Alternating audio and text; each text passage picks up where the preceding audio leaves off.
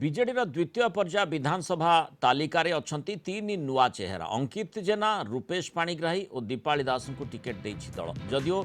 दीपाली विधायक ହୋଇସାରିଛନ୍ତି ତେବେ ସେ ଉପନିର୍ବାଚନ ଲଢ଼ିଥିଲେ महांगा आसन में प्रताप जेना स्थान में पुओ अंकित प्रताप जेना को प्रार्थी करा पारालाखेमुंडी आसन में रूपेश पाणिग्राही को दल प्रार्थी करिछि तिरुपति पाणिग्राही पुओ रूपेश पाणिग्राही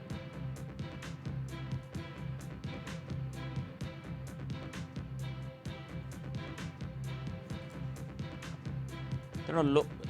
जो भाव में जहाँ आप देखुले जो तीन चेहरा संपर्क में आम चर्चा करुले जमीती प्रतिक्रिया आम देखुले दीपाली दास